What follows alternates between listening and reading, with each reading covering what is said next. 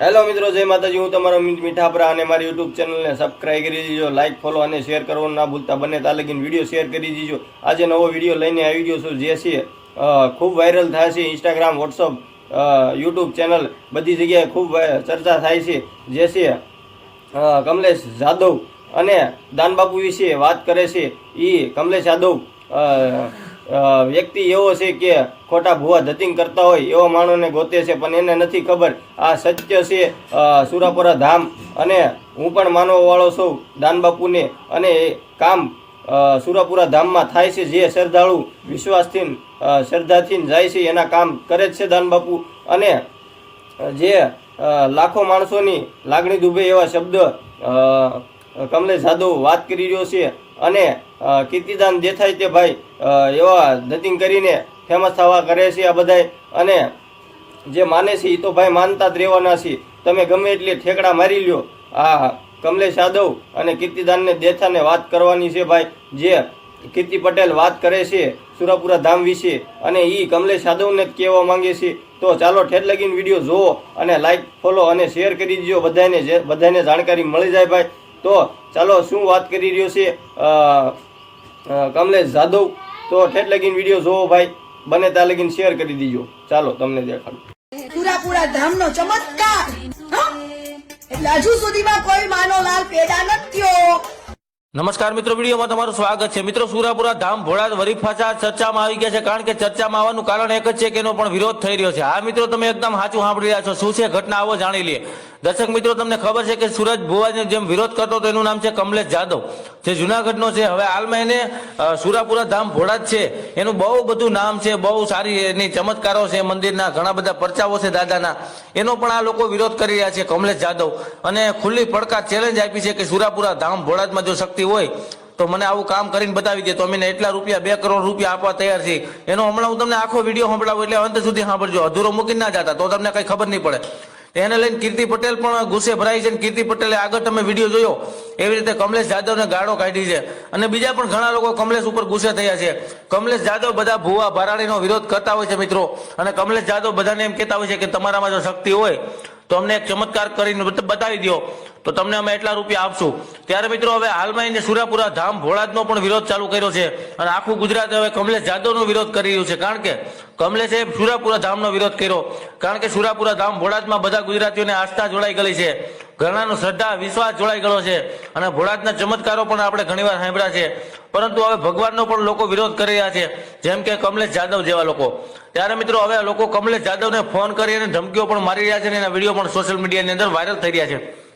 તમે આના વિશે શું કહેવા માંગો છો કોમેન્ટમાં બતાવજો મિત્રો. હવે હું તમને એનો આખો હમણાં વિડીયો સંભળાવું છું.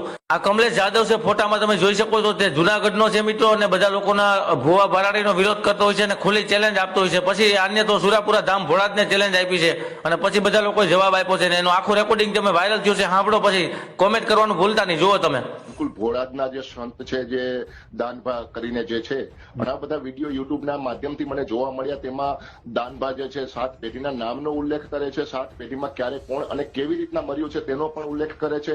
ઘણી બધી આવી ઘટનાઓ અને એના વિડીયો મારી સામે આવ્યા, તો મને એવું લાગ્યું કે આની અંદર ઉતરીને સત્યને આપણે તપાસવું જોઈએ. આ એક માનવતાની દ્રષ્ટિએ મારી નૈતિક ફરજ બને છે, અને જે સંસ્થા નીચે હું કાર્ય કરું છું તે સંસ્થાની પણ નૈતિક ફરજ બને છે કે અંધશ્રદ્ધામાંથી લોકોને કાઢવા.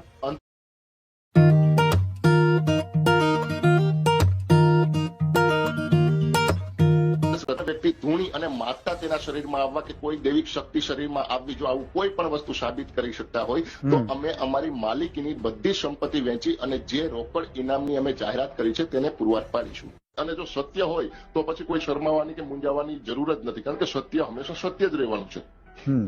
હા, એટલા માટે અમે દાનભાને એક નાનો એવો પડકાર આપ્યો છે કે ટીવી ચેનલના માધ્યમથી, ન્યૂઝપેપરના માધ્યમથી, યા તો ટીવી ચેનલના માધ્યમથી મારી સામે બેસે, ડિબેટ કરે, અને એવા કોઈ ચમત્કારોને સાબિત કરી બતાવે, એવી કોઈ ઈશ્વરી શક્તિને સાબિત કરી બતાવે કે જે માનવ માત્રના કલ્યાણ માટે ઈશ્વરી શક્તિ જો કોઈ ચમત્કારો કામ કરતા હોય તો ભારતભરની અંદર, ગુજરાતભરની અંદર લાખો અસંખ્ય લોકો દુઃખથી પીડાય છે. કોઈને કેન્સર છે, કોઈને ડાયાબિટીસ છે, આવા અસંખ્ય રોગો છે.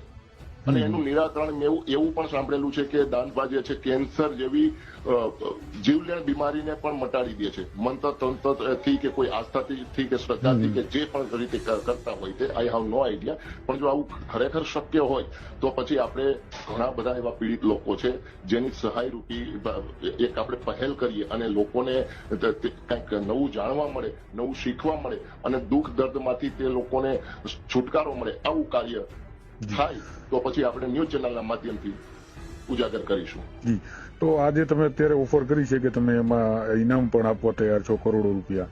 તો પર્ટિક્યુલર એમાં અત્યારે જે તમે જાહેરાત કરી છે ઓફર દાનભા પૂરતી સીમિત રહેશે કે બીજા કોઈ સંત મહાત્માને પણ લાગશે? ગુજરાતના જેટલા ભુવાઓ, તાંત્રિકો, ઓલિયાઓ, ફકીરો, મુંજાવરો અને પાદરીઓ છે બધા જ લોકો માટે છે જે મંત્ર તંત્ર મૂઠ ચોટ મેલી વિદ્યા દોરા ધાગાના ડીંડક મારતા હોય છે અને કહેતા હોય છે કે મંત્રથી આ વસ્તુ થઈ શકે છે, કે મંત્રથી કોઈ દુઃખ કે કોઈ તકલીફ કે કોઈ રોગ એનું નિરાકરણ આવી શકે છે, અથવા તો મંત્ર તંત્ર મેલી વિદ્યા મૂઠ છૂટ દોરા ધાગાથી કોઈનું સારું થઈ શકે, દુઃખ દર્દ મટી શકે છે, અથવા તો ગંભીરમાં ગંભીર સમસ્યા કે બીમારીનો જળમૂળથી એનો નાશ થઈ શકે. જો આવું કોઈ પણ સાબિત કરી શકતા હોય, કોઈ પણ વ્યક્તિ ધૂણી અને માતા તેના શરીરમાં આવવા કે કોઈ દૈવિક શક્તિ શરીરમાં આવવી, જો આવું કોઈ પણ વસ્તુ સાબિત કરી શકતા હોય તો અમે અમારી માલિકીની બધી સંપત્તિ વેચી અને જે રોકડ ઇનામની અમે જાહેરાત